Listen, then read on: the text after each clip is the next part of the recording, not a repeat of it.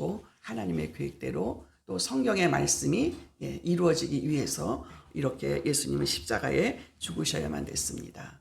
그래서 여러분 오늘 이 본문 말씀을 갖고 말씀의 그 제목을 고난 속의 구속사, 예수님이 순환과 고난을 받으시면서 우리를 구속하셨다. 아멘. 우리의 모든 것을 다 십자가로 가져가셔서 우리의 모든 고통과 질고와 모든 병마, 모든 것을 다 가지고 십자가에 가셔서 다 해결하셨다.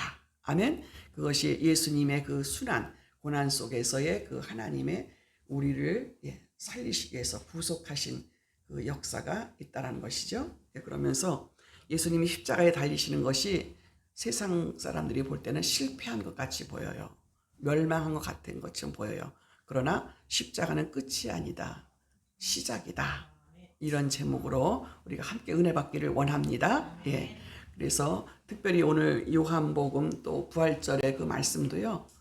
요한복음 이제 20장을 택했어요. 새벽에 이제 막달라 마리아가 예수님을 새벽에 이제 무덤에 가서 이제 그 배웠고 그 뒤에 쭉 이제 있는 말씀으로 이제 그렇게 부활절 말씀도 또 이 금요 성금요 또 말씀도 요한복음 18장, 19장, 20장 이렇게 해서 연달아서 이제 계속해서 이제 말씀을 듣게 됩니다.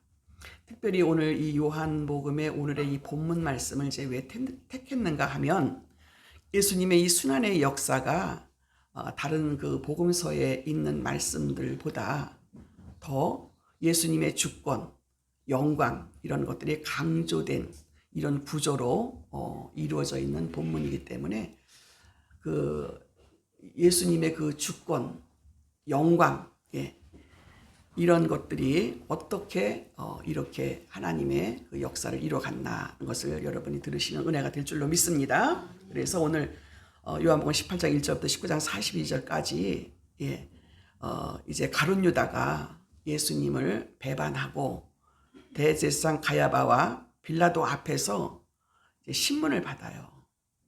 그리고 신문을 받은 뒤에 십자가 형을 받지요. 그리고 이제 그 제목이 뭐예요? 유대인의 왕이라고 그랬다고 해서 십자가에서 죽임을 당하고 그리고 장래에 치른 데까지 이 말씀이 내용으로 되어져 있습니다. 그러나 이 모든 과정 속에서 요한복음은 그가 왕이심을 드러내고 계시는 것을 믿으시기 바랍니다. 예수님이 한낱 그 사람들을 조롱하고 또 그 로마의 그런 어떤 법에 대항하는 그런 사람으로 값어치 없이 이렇게 돌아가신 것이 아니라 이분은 하나님이시면서 왕이시라. 이분의 주권이 어떤 것인지를 말씀하고 있습니다. 그가 왕이심을 드러내고 있는 내용을 갖고 있습니다. 예수님은 자신을 스스로를 오늘 18장 5절에 보니까 내가 그니라.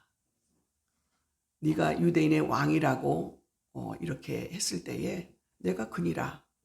이렇게 말씀하십니다. 체포자들 앞에서 당당히 서 계시면서 내가 그니라 하고 인정을 하시는 것을 본문에서 볼 수가 있습니다. 내가 크다. 이 얘기는 이 표현은요. 구약의 출애굽기 3장 14절에 이제 그 출애굽기 3장 14절에 하나님께서 모세를 이제 그 이스라엘 백성들을 대표해서 이제 애굽으로 가서 이제 하잖아요. 종살이를 하게 할 때에 거기서 이제 나왔죠. 나와가지고 이제 이렇게 할 때에 그 이스라엘 백성들이 모세에게 그럽니다. 우리가 왜 여길 나와야 되냐. 그랬을 때 모세가 하나님 앞에 그럽니다. 내가 뭐라 그래야 되냐. 이들이 이렇게 말할 때 그랬더니 하나님께서 그에게 뭐라 그러냐면 나는 스스로 있는 자다. 나는 내가 왕이다. 이렇게 표현했던 것처럼 예수님도 여기에서 네가 유대인의 왕이야? 이랬을 때 내가 그니라 하는 것처럼 그 하나님처럼 또 예수님도 내가 그니라고 내가 그다라고 하는 것처럼 똑같은 표현을 했다라는 뜻에서 그래서 우리는 성경 많은 곳에서 예수님은 하나님이시라는 증거가 이렇게 되어져 있던 거죠. 그래서 우리는 예수를 믿으면서도 이 말씀을 잘 깨닫지 못하면 예수님, 하나님 어떻게 이거를 분별을 해야 되나 이렇게 하지만은 우리가 성경에도 뭐 본체는 하나님이시다 뭐 이렇게 하는 것처럼 예수님은 하나님 자신이라는 것을 여기에서도 우리가 이 표현하는 것, 하나님이 출애굽기 3장 14절에 나는 스스로 있는 자다 하는 것처럼 예수님도 내가 그니라, 내가 유대인의 왕이다 이렇게 말씀하신 이런 부분들을 연결되어 예수님은 이 순환 받으시면서 그 순간조차도 내가 주권자다, 그리고 내가 하나님의 아들이라, 그 자기 자신의 그 정체성을 드러내고 계신다라는 것을 볼 수가 있습니다. 아우구스티누스라는 사람은 이 장면을 두고 예수님은 붙잡히신 것이 아니라 자신을 내어주셨다라고 해석을 합니다. 여러분, 이런 과정에 보면은 예수님을 잡아다가 이렇게 막 해가지고 신문을 받고 또 이게 제목을 씌워서 십자가에 죽인 것처럼 보이지만 사실은 이런 모든 계획이 하나님 안에서 있었던 거잖아요. 하나님 안에서 모든 인류를 구원하시고 이들이 이제 그 에덴 동산에서 그 원죄로 인해서 동산에서 쫓겨나서 하나님 관계가 이제 끝났는데 쫓겨났잖아요. 근데 하나님께서 이거를 그냥 두고 보실 수 없어서 예수님을 이렇게 죄 없는 자를 보내서 그동안에 짐승으로 제사를 지내서 이렇게 했는데 이제는 죄 없는 사람의 그 피가 그 원죄를 사하기 위해서 모든 인류를 살리시기 위해서 예수님을 이렇게 하실 수밖에 없었던 하나님의 계획이 있었던 것입니다. 그래서 그 계획을 이루시기 위한 것이라는 것을 우리는 이런 말씀을 통해서 깨달으시기를 바랍니다. 죄 없는 분이 오셔서 십자가에 피 흘리셔서 그 피를 믿는 자들마다 하나님이 용서해 주시고 하나님의 자녀 삼아 주시고 하나님의 관계가 해결되어지고 이런 뜻을 말씀하고 있는 것입니다. 그래서 아우구스티누스라는 사람도 이 장면을 가지고 예수님은 붙잡히신 것이 아니라 스스로 내 자신을 내어주셨다라고 해석을 하고 있는 것입니다. 그러니까 여러분, 잠잠히 끌려가시고 잠잠히 거기서 말씀하시고 또 이것이 자신에게 이루어져야 되는 이런 과정이라는 것도 다 알고 이거를 내어드린 것이죠. 예수님은 빌라도와의 대화에서도 요한복음 18장 36절에 내 나라는 이 세상에 속한 것이 아니다 라는 말씀을 하십니다. 예수님의 왕국이 이런 세상적 세속적인 그 권력과 다른 성격임을 분명히 말씀하셔요. 하나님은 이 세상 속에 속한 자가 아니다 라는 말씀이죠. 그리고는 예수님은 진리의 증인이시며 증인이시다, 진리의 증인이시다 오늘 본문에서 말씀하십니다. 그래서 세상의 죄를 지고 가는 하나님의 어린 양이다. 십자가 위에서 요한복음 19장 30절에 말씀하십니다. 다 이루었다. 19장 30절에 내가 다 이루었다라고 선언하시면서 숨을 거두셨다. 그러시면서 이것이 바로 인류의 구속사의 완성을 선포하고 있는 것이죠. 내가 다 이뤘다라고 하는 것은.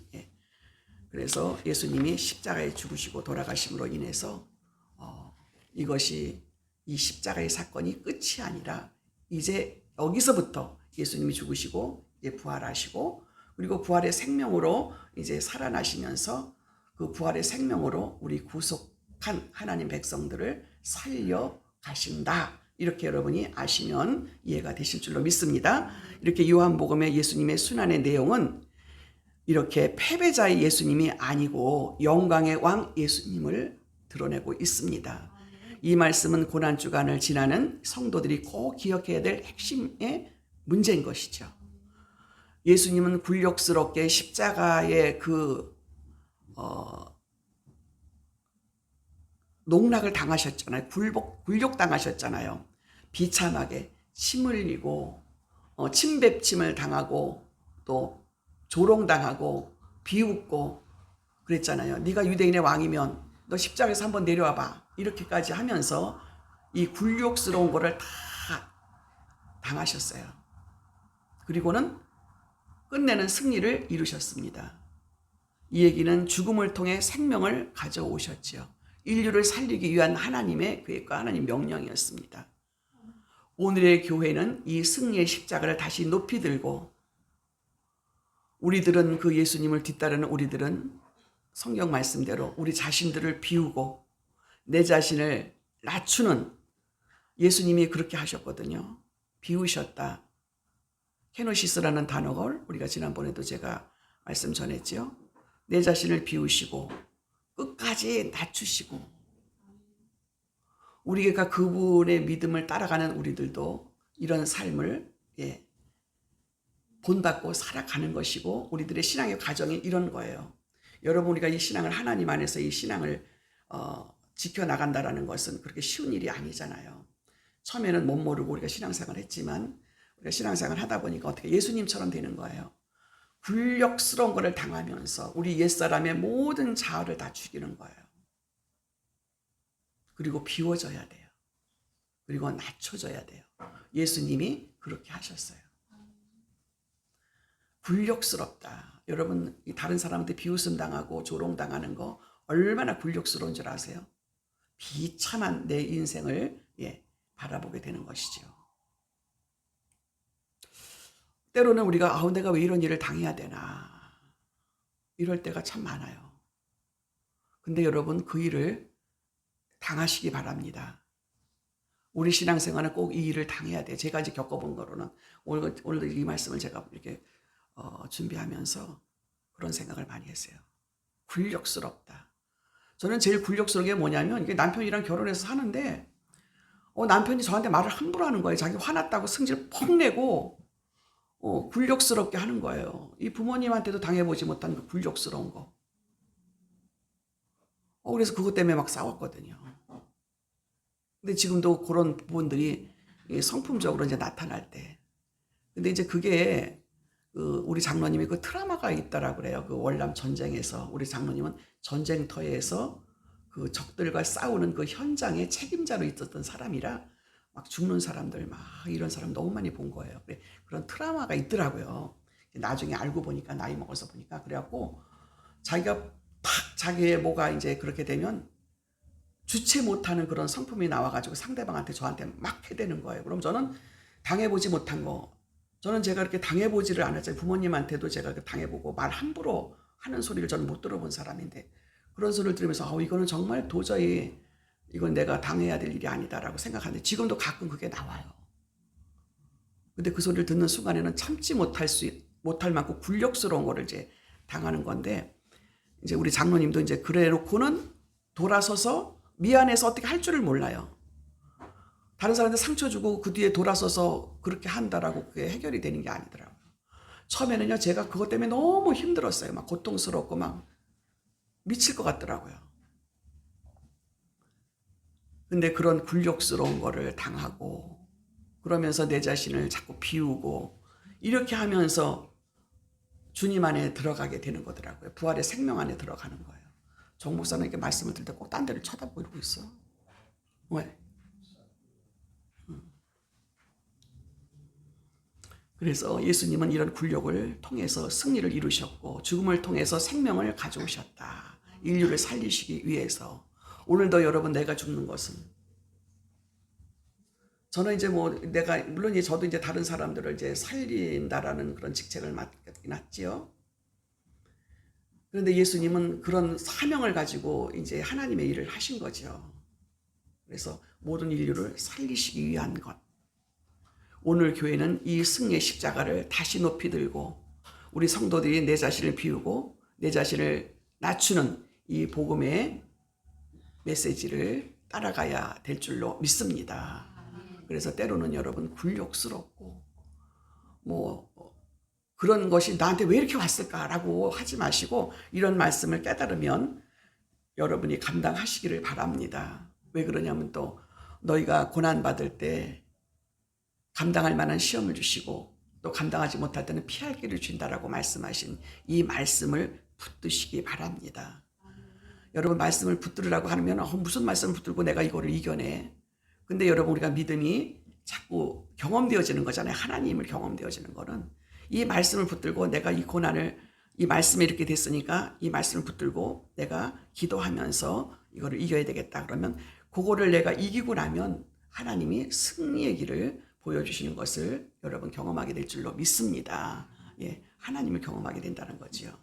그래서 이 고난 속의 구속사는 십자가 끝이 아니라 이제는 생명의 시작이다. 이런 제목으로 여러분이 그렇게 앞으로 사시기를 바랍니다. 그래서 성경에는요, 오늘 본문 말씀에서 그 군중들이 예수님을 십자가에 못 박으라 이런 성경 이 말씀이 오늘 본문에 나오잖아요. 이 사람들은 진리를 볼 줄을 몰라. 여러분, 우리가 지금도 이제 예수 믿는 사람들이 이제 우리는 예수님 부활하시고 이제 우리들에게 성령을 주셨잖아요. 부활하신 후에 50일 동안 제자들과 함께 계시다가 승천하시면서 내가 가야 된다. 가서 너희들에게 성령을 보내주마. 가시고 성령을 보내주셔서 우리는 성령님을 통해서 하나님을 경험하는 삶을 지금 살고 있습니다. 그래서 우리들이 눈이 영적으로 열려 있는 사람은 하나님을 지금도 봐요. 귀가 열려 있는 사람은 음성을 듣고, 예. 음성을 들을 때 이제 우리가 마음으로도 들려지기도 하고, 예, 그렇죠. 그래서 이 본문에 오늘 나오는 그 사람들이 다 예수님을 못 박으라고 제가 지난주에도 설교했지만 호산나 호산나 종려나무를 흔들면서 예루살렘 성에 입성하신다라고 그렇게 환호하던 그들이 예수님을 십자가에 못 박으라고 외칩니다. 성경에. 이 말씀은 하나님이 눈에 안 보이는 거예요. 진리가 안 보이는 거예요. 지금도 우리가 예수를 믿는다고 하면서도 하나님이 안 보이면요, 말씀대로 안 살게 되고 자기 삶이 해결이 안 되는 거예요. 여러분, 우리는 지금 하루를 살아가면서 우리 인생을 살아가면서 성경을 통해서 우리 믿는 사람들은 내 인생의 앞길을 알고 보면서 가는 것이다. 아멘? 예. 그래서 여러분, 고통스러운 인생이 아닌 거예요. 성금요일 예배는 특별한 무게를 지니고 있지요. 이 사순절을 통해서 이 마지막 고난주간을 통해서 특별히 마지막 성금요일 날은 특별한 날이라 오늘 이렇게 예배를 드리는 것입니다. 이 말씀을 통해서 세계 곳곳의 교회들은 이 날을 기념해서 어떻게 보내는가. 이제 예수님이 오늘 돌아가셨단 말이에요. 무덤 속에 이제 계시거든요. 그리고는 이제 부활절 주일날 아침에 이제 부활하신다는 거거든요. 그렇기 때문에 이 성금요일 날은 무덤 속에 계시기 때문에 어둡게 불을 낮추고 강단의 십자가를 검은 천으로 가리고 찬양도 기쁨도 모든 밝은 소리를 잠시 멈추는 날입니다. 성도들은 그리스도의 십자가 앞에 서서 그 고난의 깊이를 조용히 묵상합니다. 우리가 예배당 안에서 느끼는 이 무거운 정적, 2000년 전부터 예루살렘의 그날 밤을 비추는 거울과 같다라고 볼 수가 있습니다. 이렇게 예루살렘 거리에는 저녁에 내려 앉았을 때 사람들은 유월절을 준비하러 분주했어요. 그러나 그 밤 한편에서는 어둠의 그림자를 더 짙게 뿔뿔이 제자들이 흩어졌어요. 왜 그러냐면 주님이 돌아가셨기 때문에. 제사장의 뜰에는 진리가 묻히고 군중들은 그를 십자가에 못 박으러 외쳤던 그 자리. 요한복음 그 장면을 이렇게 전합니다. 예수님께서 빌라도 앞에서 서 계실 때에 세상은 신문하는 자와 신문 받는 자가 뒤바뀐 장면을 목격했다라고 빌라도는 그 권세 자리에 앉아 있고 질문합니다. 요한복음 18장 30절에 내가 유대인의 왕이냐? 그러면서 빌라도가 예수님한테 묻는 거예요.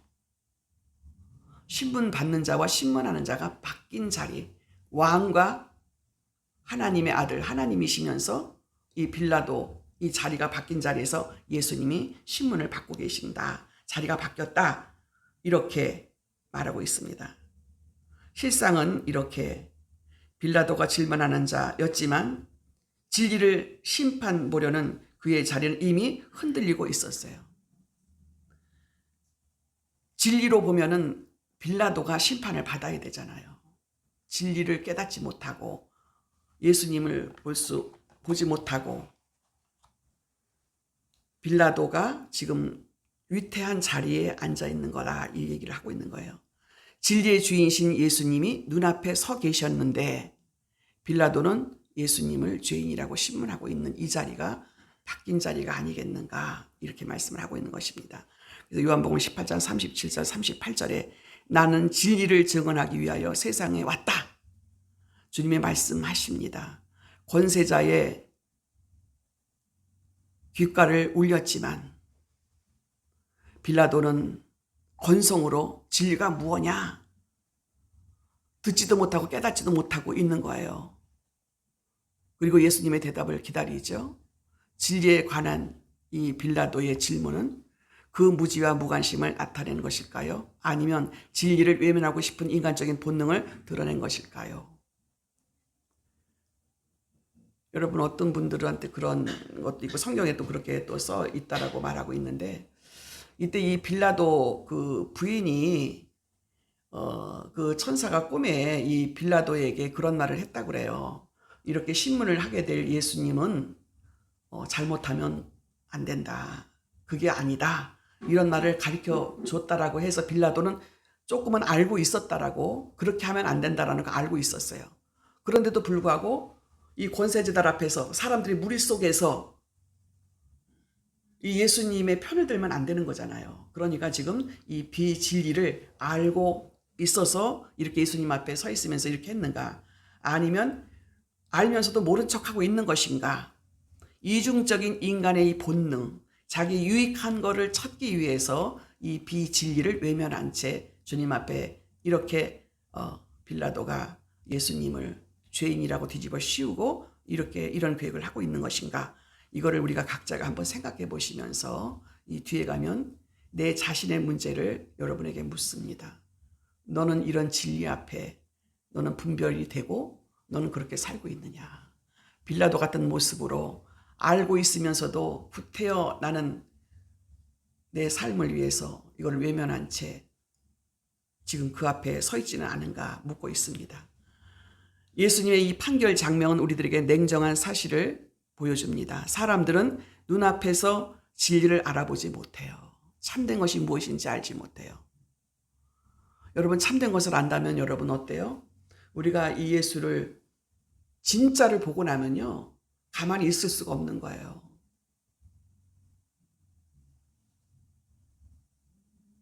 그래서 여러분 이제 그 전에 보면은 예수님을 만나고 은혜를 받고 뭐 부흥회 가서 이렇게 왔고 그러면 뭐 금식을 하고 뭐 집회에 따라다니고 뭐 기도하고 난리가 나잖아요.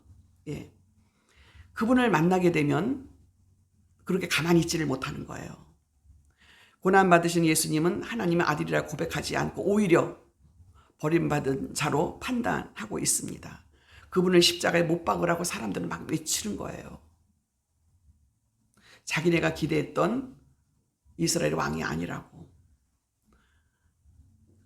오늘 말씀이 우리들에게 밝혀주는 인간의 문제를 바로 여기에서 여러분이 보시길 바랍니다. 인간은 진리를 보면서도 알아보지 못한다는 사실입니다. 우리가 말씀을 들으면서도 이 말씀이 생명의 말씀으로 진짜 내가 깨달아지는가. 그래서 이 말씀만 가지고도 나는 하나님을 만나고 이 하나님을 만나면은 이것을 통해서 나는 세상 다른 것이 다 필요가 없다. 그래서 이분 한 분만으로도 나는 만족할 수 있다라고 살아가는 사람이 몇 사람이나 되느냐? 진리를 알아보는 사람 몇 사람이나 되느냐? 고난받는 예수님의 임재가 아니라 그 임재를 알지 못하고 오해들 합니다. 권세자처럼 보이는 이들의 사실은 신문당하는 자였고 결박당하신 예수님이 오히려 주권자이신데도 불구하고 이 사실을 깨닫지 못하는 빌라도의 모습, 그리고 여기서 외치는 사람들, 저 예수를 십자가에 못 박으라 하는 사람들, 눈이 가려져서 진리를 알아보지 못하고 깨닫지 못한다. 성금요일은 우리들에게 인간이 당하고 있는 이 어두운 진실을 먼저 보여주고 있어요. 사람은 진리를 깨닫지 못하면, 우리가 말씀을 들어도 깨닫지 못하면 이렇게 예수님을 십자가에 못 박고 오히려 네가 유대인의 왕이야. 네가 뭔데? 하나님이면 지금 나와봐. 왜 나를 이렇게 힘들게 하는 거야? 또 이렇게들 하는 사람들도 있지 않겠습니까? 우리의 눈은 고난 속에서 하나님 영광을 보지 못하고 여전히 외면하려는 빌라도의 눈과 많이 닮아 있음을 우리는 알아야 됩니다. 영적 분별력이 없고 성령 안에, 성령 임재 안에 없으면 우리 눈은 어두워지고 진리를 보지 못한다라는 말씀이지요. 진리가 눈앞에 서 계시에도 불구하고 진리가 무엇이냐라고 묻고 돌아서는 것이 바로 우리들의 모습이 아닌가 생각해 보시기를 바랍니다. 그러면 세상에서요, 우리들의 모습은 어떤가요? 여러분, 진리가 너희를 자유케 한다라고 성경은 되어 있어요. 진리가 뭐예요? 예수님이에요. 참된 거예요. 성경 말씀이에요. 하나님이에요. 말씀이에요. 진리가 너희를 자유케 한다라고 하는데, 우린 이 말씀을 들으면서도 나는 자유하기보다는 이 말씀이 날마다 나를 옥조이고 있네. 이 말씀 때문에 난 기도해야 되고, 이 말씀 때문에 나는 꼼짝달싹을 못하네. 나는 이 말씀에 붙들리는 것보다는 나는 내가 편안해야 돼. 예배하기도 힘들고 새벽기도 하기도 힘들고 나는 편안해야 돼. 이런 안락에 빠져있는 인간의 모습이 세상에 있다라는 것입니다. 예수님 빌라도 앞에 서 계셨습니다. 그때 군중들은 그를 십자가에 못 박으라고 외칩니다. 어쩌면 우리는 그 장면을 보면서 우리들 마음속에 이렇게 말하고 싶지 않을까요? 내가 그 자리에 있었다면 결코 그렇게 외치지 않았을 거야. 그러나 여러분, 현실은 그리 단순하지 않아요. 도스토옙스키라는 사람은 갈라마조프라는 그 형제들의 그 책에 이렇게 썼을 때 신문관에 이야기가 나오는데, 세비야에서 다시 나타난 예수님을 교회가 붙잡아 감옥에 가둡니다. 그 이유가 뭘까요? 사람들은 자유보다 빵을 원했고 책임보다 안전을 원하기 때문이라는 메시지를 담고 있습니다. 이 말을 다시 한번 얘기해 볼게요. 사람들은 자유보다 빵을 원했고 책임보다 안전을 원한다. 여러분, 진리가 너희를 자유케 한다 라는 말씀이 깨달아지고 경험되기까지는 엄청난 시간이 걸리지요. 그 경험이 되기까지는. 여러분, 우리는 내가 주변에 떼거리가 없어도 나는 말씀 붙들고 믿음 있으니까 나는 자유해. 이거와 아니야, 나는 말씀 붙들고 하나님을 내가 믿지만 나는 당장 쌀이 있어야 돼. 그래야 나는 편안해. 그래야지 안전해. 이렇게 말한다는 것이죠. 빵을 원하고 안전하기를 원하고, 그리고 내가 이 진리 안의 자유함보다 또 책임을 지는 것에 대해서는 피하려고 그러고, 내가 먹을 것만 있고 내가 안전하기만 하면 돼. 인간은 그렇게 바라는 거라는 거죠. 근데 그와 반대로 우리는 하나님의 말씀, 진리를 붙들으면 자유하다. 진짜 하나님 안에 있으면 여러분 굉장히 자유한 거예요.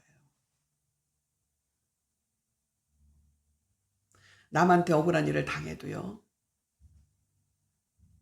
여러분, 억울한 일 당하고 내가 불의한 일을 당하면 팔딱팔딱 뛰지요. 근데 하나님이 계셔요. 성령의 임재가 있어요. 그러면서 내가 팔딱팔딱 뛰고 다른 사람한테 억울한 일 당한 것을 이해를 시켜주시는 거예요. 너는 괜찮아. 너는 사람들이 너를 조롱하고 핍박하고 비웃고 조롱해도 내가 너를 알잖아. 저런 소리에 듣지 말어. 너는 하나님의 미랄이 되었어요. 저는 요즘 그거를 또 한 번 경험했어요. 저를 조롱하고 비웃고 저를 힘들게 하기 때문에 이거를 내가 밝혀야 돼. 나는 그런 사람이 아니야 라고 밝혀야 되는데, 그런 소리를 듣고 가만히 제가 있었어요. 있으면서 그랬더니 하나님께서 저에게 마음속에 네가 하나님 미랄이 되었어. 너는 이런 소리 저런 소리 다 듣고 잠잠하게, 예수님이 그랬잖아요. 나는 하나님 미랄이 되어 땅에 떨어지면 많은 열매를 맺고 죽지 아니하면 그대로 있느니라 그랬잖아요. 땅에 떨어져서 썩어 죽어야만이 많은 열매를 맺는 거예요. 지금 여러분, 우리들이 지금 진리 안에 있으면 자유하다라는 게 뭐예요? 많은 조롱과 굴욕스러운 일을 당하면서 땅에 떨어져서 썩어 죽어야 되는 거예요. 거기에 나는 말이 없어야 되는 거예요. 예수님 말이 없었어요. 근데 여러분, 저부터가 못 참는 거예요. 내가 이 억울한 일을 당해 막 펄떡펄떡 뛰는 거예요. 그랬던 사람이 하나님의 임재 가운데 들어가니까 어때요? 내가 죽어져서 그 사람들하고 내가 그렇지 않다라고 변명할 여지와 힘이 없어요. 그래서 가만히 있었어요. 가만히 있었더니 하나님이 저한테 느낌의 소리가 와요. 네가 하나님 미랄이 되었다. 그 말씀 한마디면요 끝나는 거예요. 너무 자유한 거예요. 그 사람들이 뭐라 그러는 소리가 하나도 괜찮은 거예요. 나는 니들이 그렇게 짓거리는 소리, 그런 소리가 다 쓸데없는 소리고, 이 사람들이 예수님 십자가에 못 박으라고 하는 그 소리가 똑같은 것이고, 진리는 하나님은 나를 인정하고, 그런 음성을 들으면 여러분이 그 사람들은 대들 필요도 없어요. 너무 자유한 거예요. 책임이 따르지요. 내가 안전하고 또 빵이 있고 이렇게 문제가 아닌 거예요, 여러분. 빵보다, 안전한 것보다 자유하고 책임감 있는 삶을 사시는 저 여러분 되시기를 바랍니다. 그래야 이제 하나님하고 관계가 해결이 된다는 것을 깨닫게 됩니다. 그 책에서 대신문관은 예수님에게 이렇게 말합니다. 당신은 인간들에게 자유를 주었지만 인간은 그 자유를 감당할 수가 없습니다. 차라리 우리가 대신 책임져 주고 사람들은 우리에게 복종하며 안락하게 살기를 원한다. 이 뜻인 거예요, 여러분.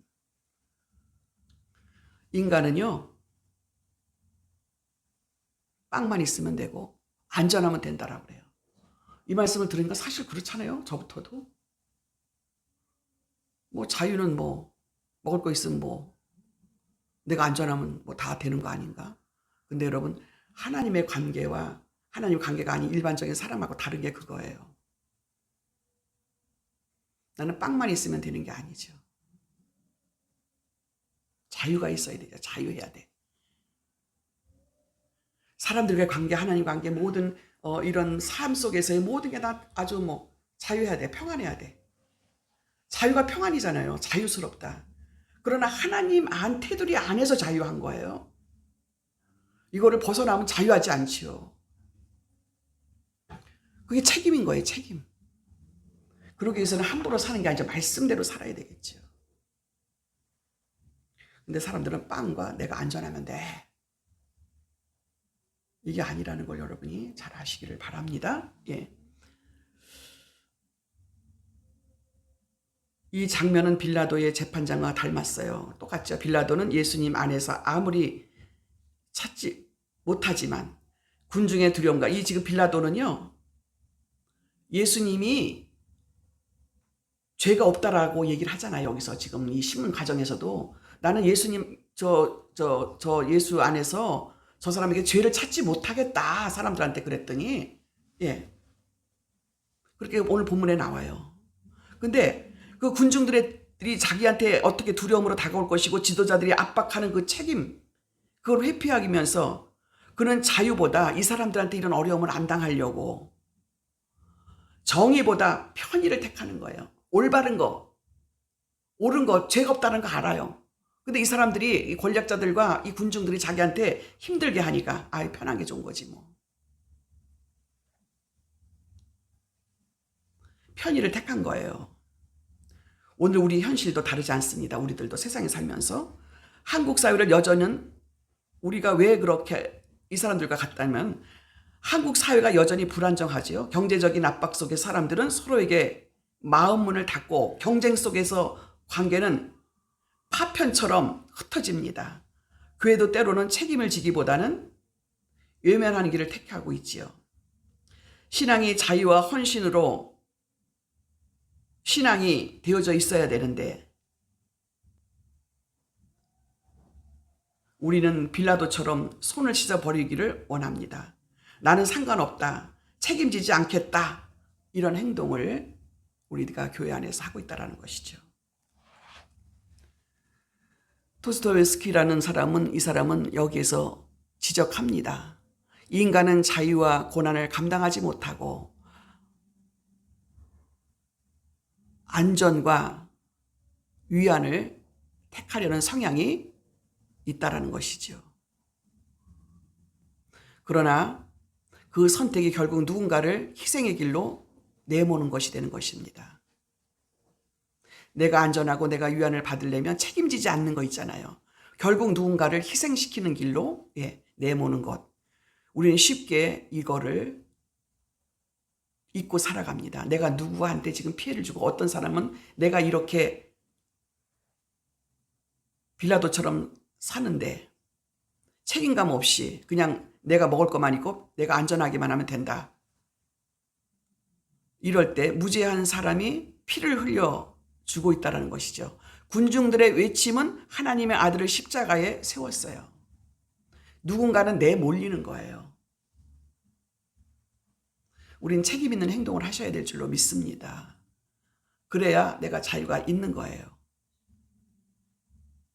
그리고 오늘 성금요일에 우리는 이 질문 앞에 서 있습니다. 나는 빌라도인가? 군중인가? 아니면 십자가를 지신 주님을 따르는 제자인가?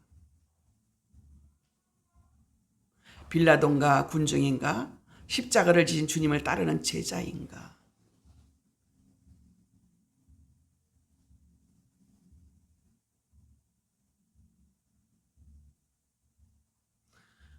여러분, 아니면 아닌 거라고 얘기해야 되고 죄는 죄라는 것이라고 말해야 됩니다. 책임감 있는 삶을 살아야 됩니다.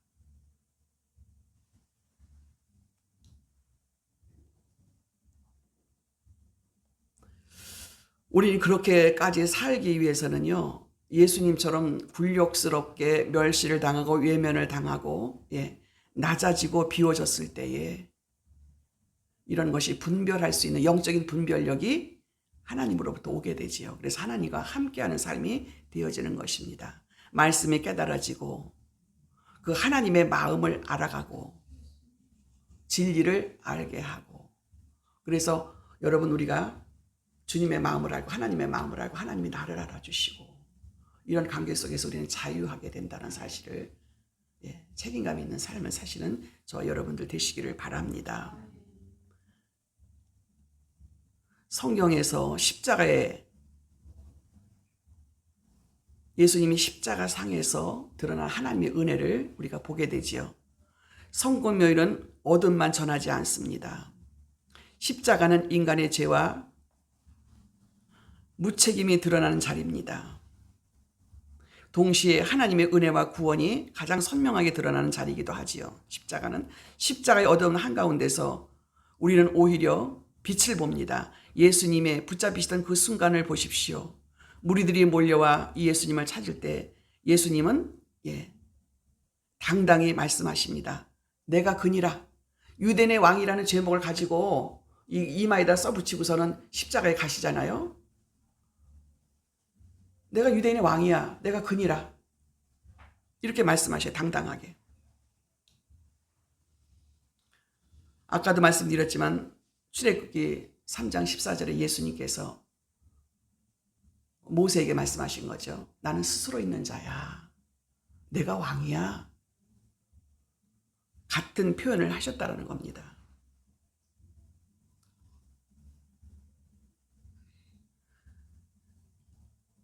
병사들이 예수님을 십자가에 넘겨줄 때 그들이 예수님 십자가 달리실 때 땅에 다 엎드려졌다 그랬어요. 그냥 다 제절로 엎드렸을까요? 아우구스티누스는 이 장면을 두고 이렇게 해석합니다. 예수님은 잡히신 것이 아니라 스스로 내어주신 것이다. 빌라도와 군중들의 권력을 쥔 것처럼 보였지만 실상은 예수님께서 스스로 자신을 내어주셨어요. 왜? 하나님의 뜻을 이루기 위해서, 인류를 구원하시기 위해서, 구속사를 이루기 위해서. 십자가는 예수님이 당한 비극이 아니라 자발적으로 인류를 사랑하는 것 때문에 우리의 죄를 짊어지시기 위해서 스스로 내어주신 구원의 길을 가셨어요. 십자가의 길을 가셨어요. 빌라도 앞에서조차 예수님은 흔들리지 않으셨어요. 빌라도가 묻습니다. 요한복음 18장 30절. 내가 유대인의 왕이냐? 주님은 분명하게 말씀하시면 내 나라는 이 세상에 속한 것이 아니다. 여기서 세상은요, 단순히 땅덩어리가 아닙니다. 힘과 권력이 지배하는 질서를 말하지요.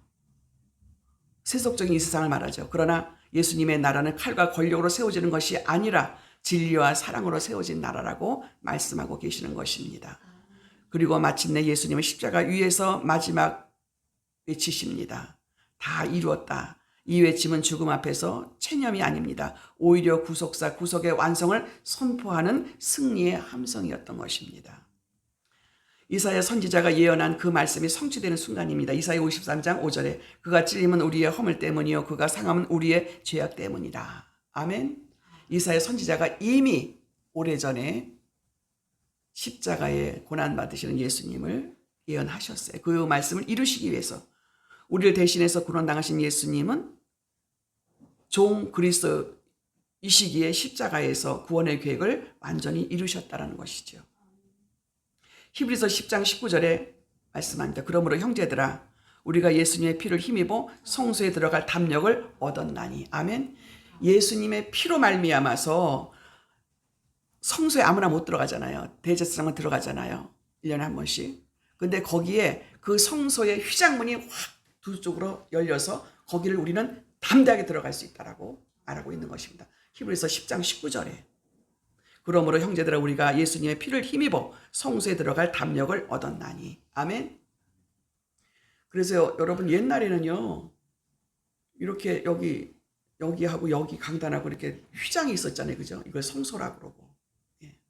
그래서 여기는 아무나 못 들어오는 데고 이랬었어요. 근데 예수님 십자가에서 숨을 거두실 때 이 휘장이 성소의 휘장이 둘로 딱 갈라졌다는 거잖아요. 그래서 우리는 성소에 들어갈 담력을 얻었다. 그래서 지금 우리는 성령을 통해서 하나님을 만날 수가 있다.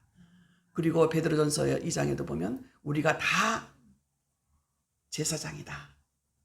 왕 같은 제사장이다. 우리 예수 믿는 사람들이 이렇게 말씀하고 계심을 믿으시기 바랍니다. 여기서 담력이란 단어 헬라어에서 파르네시아라는 단어인데 숨김없이 주저없이 자유롭게 접근한다. 예, 우리는 성소에 하나님 앞에 숨김없이 주저없이 자유롭게 접근할 수가 있게 됐다. 성소에 들어갈 담력을 얻은 것은 예수님이 십자가에서 피 흘려주신 그 피로 인해서 우리는 담력을 얻어서 이렇게 드나들 수가 있고 만날 수가 있게 됐다. 아멘. 이것이 여러분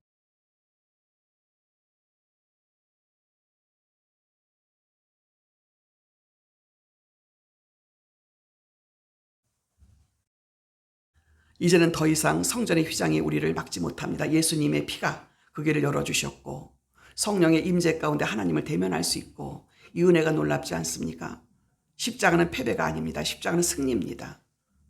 십자가는 굴욕이 아닙니다. 십자가는 영광입니다. 성금요일은 금요일의 어두운 궁극적인 비극이 아니고 이 어둠 속에서 하나님 구원의 빛을 완성하셨어요. 오늘 우리가 이 말씀 앞에 서 있습니다. 우리도 담대히 선포할 수 있습니다. 주님께서 다 이루셨습니다. 그 은혜가 오늘 우리의 신앙의 기준이 되며 교회의 소망이 되시는 저와 여러분이 되시길 바랍니다. 아멘. 말씀을 정리합니다. 십자가의 은혜는 우리 삶을 새롭게 만들고 예수님께서 다 이루셨다라고 하셨던 그때 그것이 단지 제사뿐만 아니라 우리를 새로운 삶으로 초대하시고 그분의 마지막의 외침 다 이루었다고 한 그 말씀은 죄와 죽음의 사슬을 끊어버리셨다라고 선포하시는 내용이다. 아멘. 우리 죄와 죽음의 사슬들이 끊어졌다. 그래서 여러분 사망 권세를 이기시고 우리의 모든 죄악들을 다 이기시고 사단들을 이기시고 아멘. 그래서 여러분 우리는 당당하게 이 부분에 대해서 분명하게 사단들한테 얘기를 해야 돼요. 나는 십자가의 예수님의 구원으로 말미암아 하나님의 자녀가 되었고 나는 마귀한테 방해받을 수 없어. 이 얘기를 하면 여러분 창세기에 뭐라고 했어요? 여자의 후손으로 말미암아 그 사단의 머리를 부서뜨렸다. 이미 예수님께서 여자의 후손이 사단의 머리를 부서뜨렸다. 아멘. 사단은 생명이 없어요. 이거를 여러분 우리가 영적으로 분별하셔서 예수를 명하는 사단은 떠나가, 병만은 떠나가, 너는 나한테 꼼짝 못해 나가. 이러면 여러분 꼼짝 못한다는 사실을 아시기를 바랍니다. 예, 이런 것들을 여러분이 잘 아셔야 돼요. 지금도 여러분 사단 때문에 무서워하거나 어이구 저거는 나하고 상관없어 막 이렇게 하시면 안 돼요. 죄뿐만 아니라 우리가 죄와 죽음의 사슬을 끊어줬다는 말씀이고 하나님 나라가 시작되었다는 것이고 그리고 성금요일 예배를 우리가 이제 마치고 나면 우리는 다시 일상적인 생활로 돌아갑니다. 집으로, 직장으로, 거리로 여전히 무겁고 혼란스러운 현실 속으로 우리는 또 걸어가야 되고 살아가야 됩니다. 그러나 이제 우리의 시선은 달라져야 합니다. 십자가를 본 사람은 더 이상 이전의 눈으로 세상을 바라볼 수가 없습니다. 우리는 이렇게 말합니다. 고난과 십자가를 바라봄으로써 하나님이 보이고 하나님의 등이 보이고, 여러분 출애굽기 33장 23절에 보니까 그 하나님의 얼굴을 이렇게 실질적으로 볼 수가 없었잖아요. 그래서 신학자들이 말합니다. 마틴 루터는 이렇게 말합니다. 하나님의 권세와 영광이 정점이 아니라 가장 낮아진 십자가에서 우리에게 자신을 드러내셨기 때문에 예수님은 높은 자리에서 우리에게 드러내신 것이 아니라 가장 낮은 십자가 자리에서 우리들에게 보여주셨다. 그래서 우리는 이 하나님, 고난 속에 자신을 낮추신 하나님이며 동시에 그 고난을 통해 영광을 드러내신 하나님이시다. 그렇다면 성도는 어떤 삶을 살아야 될까요? 이제는 힘으로 군림하는 세상의 방법이 아니라 사랑으로 섬기는 십자가의 길을 살아가시는 저와 여러분 되시기를 바랍니다. 여러분, 내가 세상적인 방법으로 내가 가정에 남자니까 가장이니까, 여러분 요즘 세상이 통하지가 않는데도 계속 남자들이 본능 속에 그게 들어있어. 큰 소리 빵 쳐놓고 금방 돌아서서 막 미안해서 절절매고. 그러면 안 된다라는 거죠. 이제는 가정에서 말 한마디라도 더 따뜻하게 건네고, 직장에서의 동료의 짐을 덜어주고, 교회 공동체 안에서는 서로의 허물을 덮어주는 것이 바로 십자가의 복음이 또 은혜가 드러나는 길이라는 것을 여러분 깨달으시길 바랍니다. 십자가의 은혜가 우리를 세상의 속으로 파송합니다. 이제 우리는 성금요일 예배를 마치고 나가는 순간 무거운 짐을 짊어지고 나가는 것이 아니고 십자가에서 흘러나오는 은혜의 빛을 품고 세상 속으로 나가는 거예요. 가정에서 사랑으로, 일터에서는 정직과 겸손으로, 섬김으로, 교회 공동체 안에서는 서로를 품는 은혜로 살아가는 부르심이 우리들에게 주어졌다고 여러분 믿으시기를 바랍니다. 십자가 끝이 아니고 우리를 세상으로 보내는 파송의 자리입니다. 그러나 오늘 곧장 부활의 기쁨으로 달려가지 않습니다. 오늘. 왜요? 교회 전통 속에서 성금요일은 기쁜 침묵의 날입니다. 무덤 속에 계신 주님을 기억하며 아직 빛이 떠오르지 않은 어둠 속에서 잠시 머무는 시간이기 때문에 우리의 삶에도 여전히 남아있는 어둠과 기다림의 시간이, 기다림의 진리를 인정하면서 내일은 새벽동이 틀 때쯤 이 부활의 생명의 소망을 우리가 품으면서 조용히 준비하는 날이 되시기 바랍니다. 내일의 토요일 날. 이제 십자가의 은혜를 품고 세상 속으로 파송받은 사람으로 살아가십시오. 그리고 오늘 밤과 내일의 침묵 속에서 장차 터져나올 부활의 새 아침을 기대하면서 기다리십시오. 십자가의 은혜가 우리를 세상으로 보내시고 그 은혜가 부활의 빛으로 이어질 것을 소망하시면서 나가시는 저와 여러분 되시길 주님의 이름으로 축원합니다. 기도하겠습니다. 하나님 아버지, 은혜를 감사합니다. 참으로 하나님 아버지, 오늘 우리 예수님께서 십자가에서 죽으시고 또 장사 지내시고 또 무덤 속에 계시면서 부활의 아침을 기다리는 저희들 되게 하여 주심에 감사를 드립니다. 하나님 아버지, 이 어둡고 무거움의 시간들 속에서 부활의 아침을 기다리는 저희들 되게 하여 주시옵소서. 이제는 하나님 우리의 모든 질고와 고난이 다 끝나고, 이제는 하나님 아버지 십자가의 그 은혜의 빛으로 인하여 우리는 세상 속에 들어가서 하나님의 영광과 빛을 드러내는 삶을 살아갈 수 있도록 저희를 주장하여 주시옵소서. 매일매일의 삶 속에서 하나님께 영광을 돌리는 승리의 삶으로 우리 한 사람 한 사람을 인도하시고 우리 오는교회를 통해서 영광을 받아 주시옵소서. 감사드리옵고 예수님의 이름으로 기도하옵나이다. 아멘.